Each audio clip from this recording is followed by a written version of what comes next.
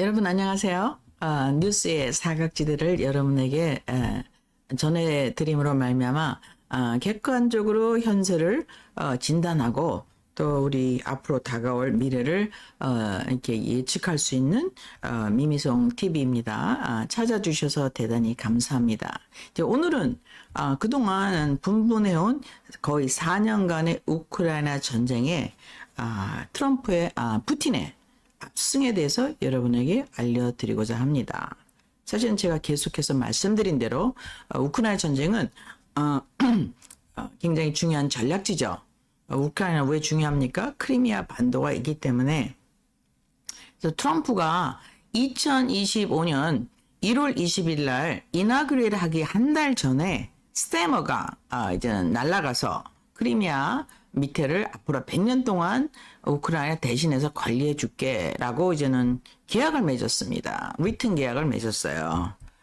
그것이 나중에 밝혀졌죠. 이제 그것을 뒤에 숨기고 이제 트럼프를 만나러 왔다가 이제는 그 뭡니까 젤렌스키가 이제 혼인한 것을 여러분 기억하시고 있을 것입니다. 그럼 트럼프는 왜 젤렌스키 남의 나라 수상인데 그 소리를 뻑뻑 지르고 굉장히 무리하게 했느냐? 이게 고스톱을 짜고 치는 고스톱을 영국하고 치고 있었잖아요. 스타머가 미리 만났습니다. 스타머가 원하는 건 뭐예요? 오데사인 것입니다. 오데사, 크리미아 반도를 100년 동안 컨트롤 해주겠다. 이제 그것을 이제 계약을 했죠.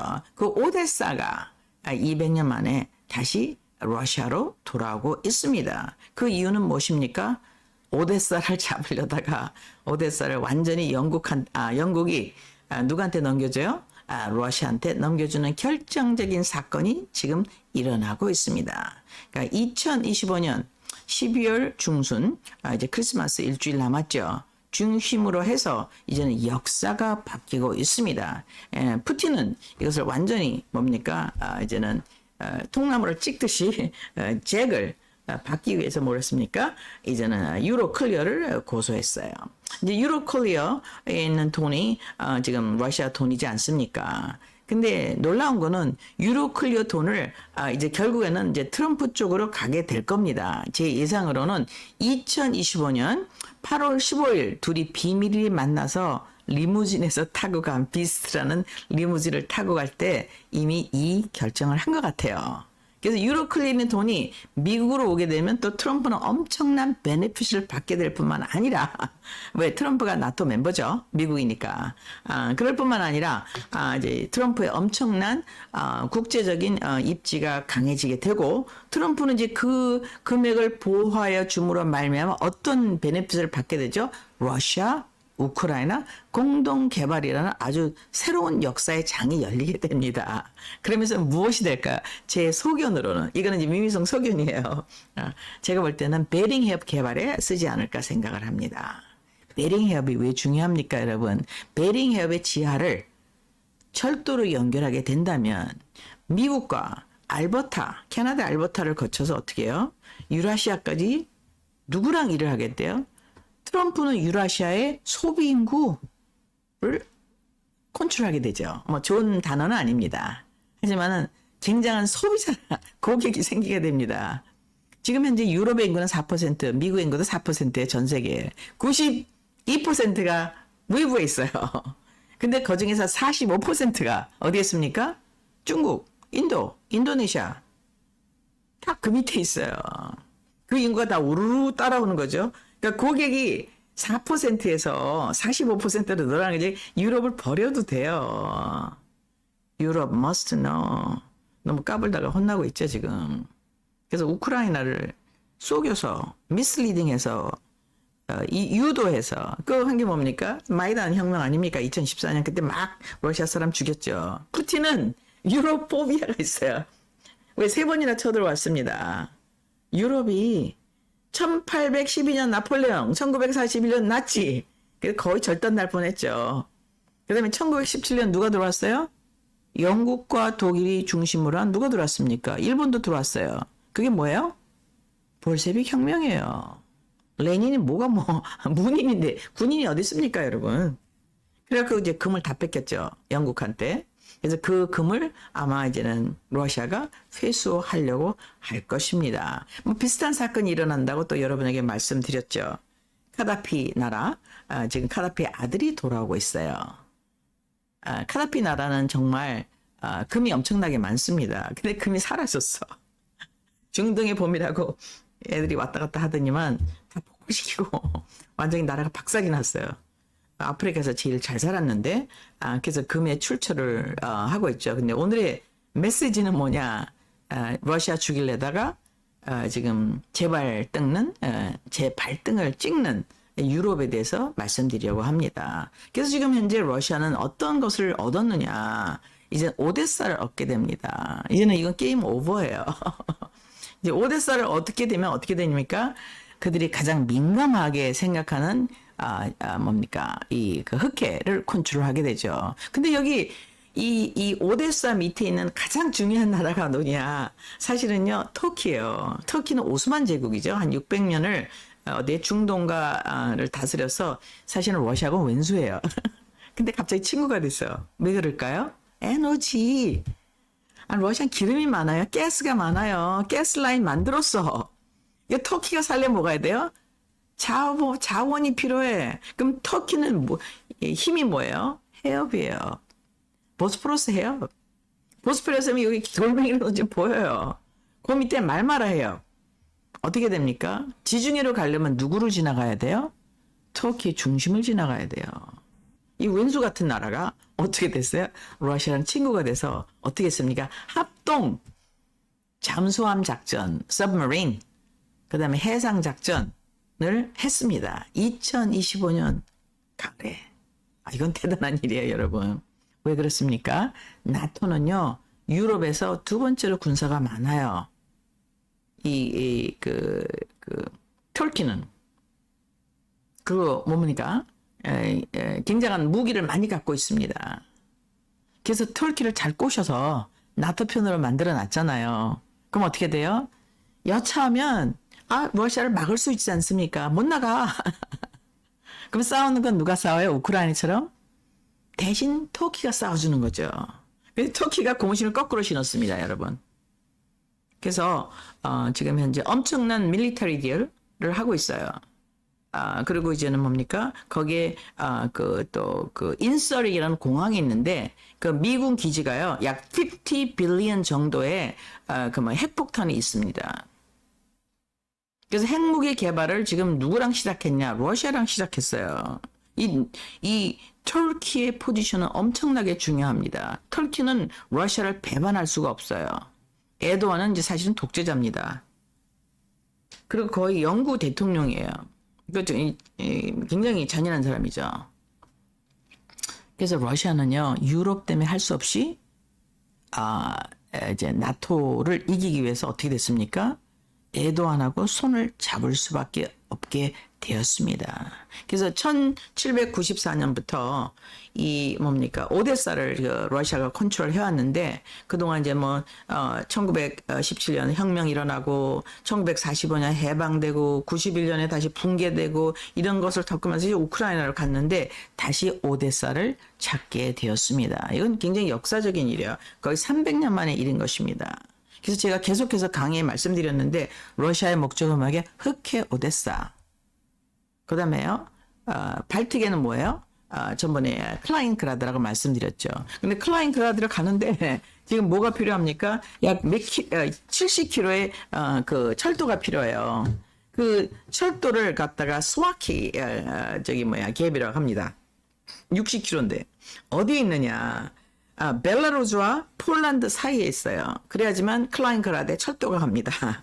근데 이번에 폴란드를 트럼프가 12월 5일 국가전략회의에서 EU를 탈퇴하고 미국이랑 같이 일하는 편으로 만들었잖아요, 여러분. 그 말은 그냥 오늘 발표하는 게 아니죠. 12월 15일에 그냥 기분 좋아서 아침에 발표하는 게 아니라 미리 물밑 작업이 있었다는 얘기입니다. 그래서 폴란드가 트럼프 쪽으로, EU에서 트럼프 쪽으로 고무신 거꾸로 신으니까 어떻게 돼요? 러시아의 같은 편인 벨라루스를 통해서 벨라루스와 폴란드를 통해서 이 수와키 60마일을 쉽게 지나갈 수 있는 거죠. 결국 뭐냐면 트럼프는 이번에 국가전략회의에서 누구를 포위했어요? 영국과 독일과 프랑스를 포위했어요. 뭘로다? 폴란드를 흡수함으로 말미암아. 그럼 폴란드는 뭘 제공합니까? 러시아에게? 클라인그라드의 액세스를 제공합니다. 이제 그동안 모든 게 이제 동서로 움직였죠. 왜냐하면 디벨롭된 나라가 유럽, G7 플러스 이제 미국이니까 제법 우리는 이제 뭐 1040 윈도우라고 그러죠. 이제 위도상으로 이게 높은데, 근데 지금 바뀌고 있습니다. 이제 클라인그라드가 이제는 영입이 됐어요. 트럼프 때문에 12월 5일 국가전략회의에서 완전히 유럽을 목을 눌렀습니다. 특히 세 나라, 영국, 독일, 프랑스 까불지 마. 그래서 어떻게 됐어요? 폴란드가 트럼프로 왔어요.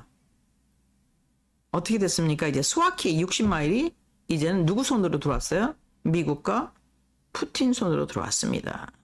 그래서 유럽의 러시아 발틱 함대 숨통 죽이기는 끝났어요.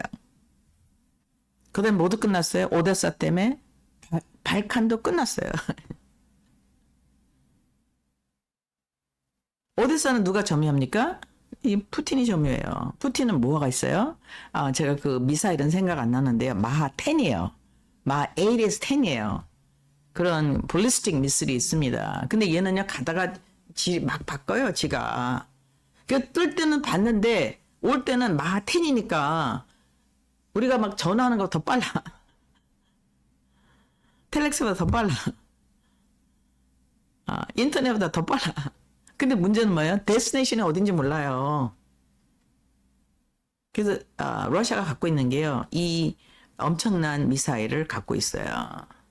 두 번째는 뭐 갖고 있어요? 서브마린이 최고입니다. 서브마린은 뭐예요? 잠수함이잖아요, 여러분. 여러분 영화에서 007 영화에서 많이 보셨죠? 서브마린이 밑에서 사나를 못하게. 그게 뭐죠? 사나가 뭐죠? 이 소리를 못 듣게. 아주 숨 쉬는 것처럼 고요히 움직이다가 쏘면 어떻게 돼요? 그냥 배는 끝나는 거야. 해군은 그냥 산멸입니다. 그래서 해상 작전에 키는 누가 쥐고 있어요? 서브마린이 주고 있어요. 그래서 2차 대전 때 왜 그 유럽이 힘들었습니까? 서브마린을 그 당시에는 가장 잘하던 나라가 누구였어요? 독일이었어요. 독일 서브마린하고 러시아하고 막 전쟁하고 이런 거 나오잖아요. 영화에서. 비슷하게 여기저기서 빼내갖고. 어쨌든 간에 이 러시아는 서브마린과 이런 그 미사일, 마하 10 가는 미사일을 갖고 있습니다. 이길 수가 없어요. 그래서 사실은 밀리터리 와이즈 세계에서 가장 힘이 센 나라가 아이러니하게 누군가요? 러시아입니다. 두 번째는 뭐예요? 러시아는요, 빚이 거의 없어요. 센트럴 뱅킹에서 분리돼 있습니다. 뱅크 오브 런던에서 분리돼 있어요. 그래서 이번에 뭐를 수했습니까? $300 billion 예치해놓은 거. 그거 이제 유로클리어에 수했어요. 벨gium에서 난리가 났죠. 이거 우리 안 할 거야. 막 금방 포기할 겁니다. 이건 금방 세틀될 것 같아요, 제가. 근데 세틀되면 뭐가 돼요? 영국 체면, 프랑스 체면, 완전히. 독일, 예. 아니, 돈이 없으면 벌어서 써야지. 왜 남의 예금을 쓰려고 그래. 완전히 박살나는 겁니다, 지금. 그래서 지금 현재 트럼프는 파이낸셜한 승리, 발틱, 크라스키노, 크라스키노는 이제 여기 사인에 있는 데고요. 클라인그라드, 이름이 비슷합니다. 제가 러시아 말을 잘 못해요.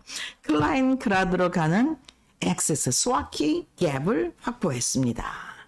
그 다음에 지금 현재 발칸에서는 어떻게 하고 있어요? 지금 현재 지금 오데사를 확보하고 있어요. 오데사가 확보되는 순간 유럽은 어떻게 돼요? 힘이 없어집니다. 무역을 할 수가 없어요. 지나가려면 누구 허락을 받아야 돼? 이제 러시아 허락을 받아야 돼. 예전엔 누굴 갖고 있었어? 터키를 갖고 있었는데 터키가 Oh no, I don't want to talk to you. 터키는 왜 그래야만 될까요? 자원, 가스가 45%가 러시아로부터 옵니다. 이거는요, 끊을 수 없는 관계에 돌입했어요. 자원이 오기 때문에 어쩔 수가 없어요. 그래서 지금 현재 러시아와 터키 사이에는 흑해가 있는데 지하로 다 이제 지하 자원에 연결돼 있지 않습니까? 끈끈한 관계에 돌입해서 어디까지 갔냐? 이제 무기 개발, 농사 개발 이건 말할 것도 없고 이제는 해상 훈련, 그다음에 그거를 넘어서서 서브머린 뭡니까?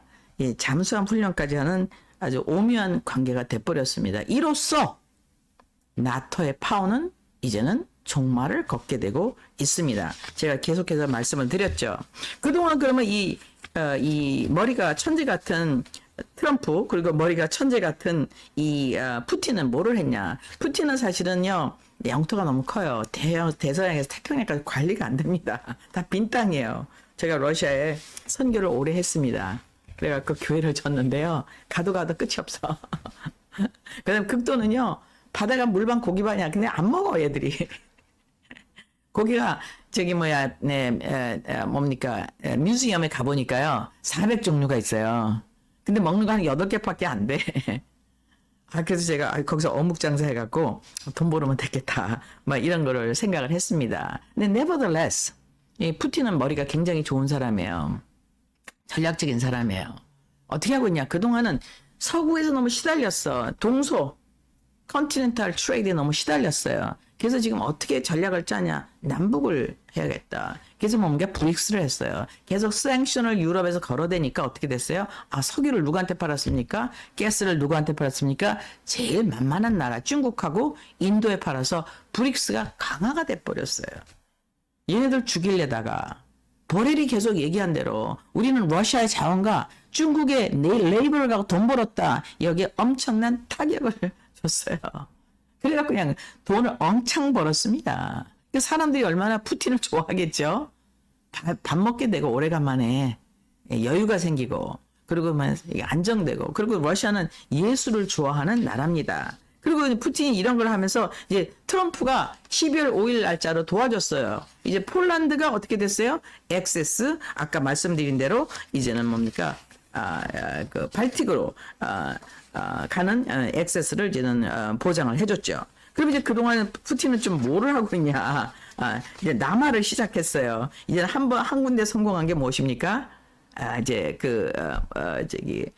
터키죠. 근데 이번에 또 하나를 또 하고 있어요. 이게 놀라운 일입니다. 이게 푸틴의 아주 기가 막힌 전략인데, 푸틴이 애들이 계속 해양 세력이 바다를 갖고 자기를 약을 올리고 힘들게 하니까 이제 육로를 이제 만들었습니다. 그 육로가 뭐냐면 아제르바이잔을 통해서 어떻게 돼요? 아제르바이잔을 통해서 이제 이란으로 갈 수 있게 됩니다. 그럼 이란은 뭐가 필요해요? 이란이 이제는 엔라가 필요하고 또 자원이 필요하죠. 그래서 푸틴은요, 이제 이란을 아제르바이잔하고 이란을 통해서 어떻게 해요? 이젠 아라비안 해로 직접 빠질 수 있게 되었습니다. 그럼 뭐가 있어요? 거기는 유럽하고 멀어요. 수에즈 운하 멀어요. 지금 수에즈 운하는 지금 이집트 관리죠. 근데 지금은 이제 터키 아까 말씀드렸는데 터키 밑에 있는 모든 시리아 그다음에 뭡니까? 지금 우리 리비아 저번에 말씀드린 리비아, 이집트, 사우디, 이란 누구 다 편이에요? 전부 브릭스 편이에요. 게임 오버입니다, 여러분. 그래서 전 세계를 500년 동안 좌지우지했던 G7의 영화는 하락하고 있습니다. 제가 계속해서 지금 4년 동안 여러분한테 강의를 해드렸는데 특별히 2025년 12월이 터닝 포인트예요. 터닝 포인트의 쐐기를 받은 게 두 가지입니다. 하나는 8월 15일 푸틴과의 만남, 프렌드. 네, 두 번째는 뭡니까? 12월 5일 National Security Strategy. 그리고 폴란드를 어떻게 했어요? 트럼프 편으로 유도했습니다. 그러므로 말미암아 이제는 클라인그라드로 가는 액세스가 완전히 확보됐을 뿐만 아니라 이제 오늘 오데사를 이김으로 해서 확보함으로 해서 이제 더 이상 이제 흑해에 문제가 없게 됐어요. 그 모두 갖고 있어요? 블라디보스톡 나진 갖고 있죠. 태평양 함대. 그다음에 발틱, 발틱은 클라인그라드, 발칸은 오데사. 이제 어떻게 됐습니까? 거기를 지나서 이제는 어디까지 갔어요? 아제르바이잔을 통해서 이란을 통해서 유럽을 뛰어넘어서 직접 자원을 수출할 수 있고 곡물을 수출할 수 있는 라우트를 개발했습니다. 놀라운 일이죠, 여러분. 정말 천재적인 사람이에요. 지금 푸틴은 어떤 전쟁을 하고 있습니까? 사실은요, 그 유럽에 있는 방대한 영토를 쳐들어가는데 관심이 없어요. 오직 오데사에만 관심이 있습니다. 그 다음엔 뭐에 관심이에요? 트레이드 파트너를 찾아야죠. 지금 디벨롭 되는 나라, 이란, 이라크 밑에 전부 다 파괴된 나라 아닙니까? 거기를 리빌딩을 해야 되지 않습니까, 여러분? 근데 유럽을 빼고 직접 갈 수 있는 라우트를 찾았습니다. 아제르바이잔, 이란을 통해서 이제는 러시아는 새로운 국면에 접어들었습니다. 여러분, 제가 여러분에게 오늘 알려드리는 것은 무엇이냐? 유로 클리어를 고소한 푸틴은 승리를 선포하고 있다. 오데사를 점유한 푸틴은 승리를 선포하고 있다. 터키와 해저 잠수함 그 군사 드릴 연습을 하는 푸틴은 승리를 선포하고 있다. 그 다음에 뭐예요? 이제는 아제르바이잔을 통해서 이란을 통해서 남쪽을 하는 육로를 개발한 푸틴은 자기의 승리를 선포하고 있다. 그래서 우크라이나 전쟁 누구의 전쟁입니까? 트럼프는 항상 얘기했어요. I inherit this war from 누구로부터 인수받았어요? 바이든으로부터. 근데 이 전쟁을 통해서 생션을 수천 개를 집어넣습니다. 유럽이. 근데 이름에도 불구하고 이제 뭡니까? 글로벌 사우스의 승리. 이제 글로벌 G7은 센 나라 아닙니까? 그렇잖아요. 모든 뱅킹 다 갖고 있어. 근데 거기에서 승리를 누가 했어요? 쫓기던 러시아가 마침내 승리를 했습니다. 제가 이것을 계속해서 강의를 해왔는데 이것은 사실은 제 강의가 아니에요. 어디에 예언되어 있습니다. 다니엘서라는 책에 다니엘서 2장, 7장, 9장에 예언되어 있습니다.